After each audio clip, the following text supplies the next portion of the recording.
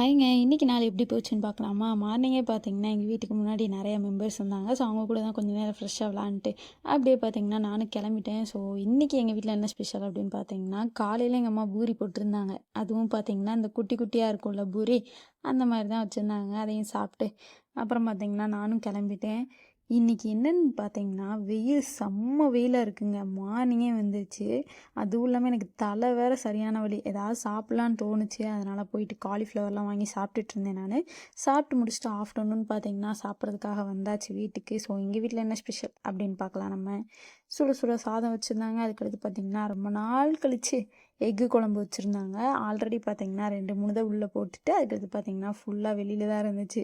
முட்டையை பார்த்திங்கன்னா அவிச்சு வச்சுருந்தாங்க. சரி இதுதான் நல்லாயிருக்கும் அப்படின்ட்டு நானும் சாப்பிட்றதுக்கு ரெடி ஆகிட்டேன். எல்லாத்தையும் பார்த்திங்கன்னா எடுத்துகிட்டு தட்டிலையும் போட்டாச்சு. போட்டு பொறுமையாக உட்காந்து சாப்பிட்டு அதுக்கடுத்து பார்த்திங்கன்னா அப்படியே ஒரு ரெஸ்ட்டை போட்டு கிளம்பிட்டேன். ஸோ வர வழியில் கொய்யாப்பழம் வாங்கி வச்சுருந்தாங்களா, அதையும் எடுத்து அப்படியே பார்த்திங்கன்னா மேய்ஞ்சிக்கிட்டே வந்தேங்க நான். உண்மையாகவே பார்த்திங்கன்னா வெயில் தாங்க, சரியான வெயிலாக இருந்துச்சு. ஏன்டா வந்தோம் அப்படிங்கிற மாதிரி இருக்கும், ஏன்டா போனோம் அப்படிங்கிற மாதிரி இருக்கும், அந்தளவுக்கு இருந்துச்சு. ஸோ எனக்கு இந்த டே இப்படி தான் போச்சு. உங்களுக்கு எப்படி போச்சு அப்படின்னு மறக்காமல் கமெண்ட்டில் சொல்லிவிட்டு, இந்த வீடியோ பிடிச்சிருந்தா மறக்காமல் சப்ஸ்கிரைப் பண்ணிக்கோங்க. பை.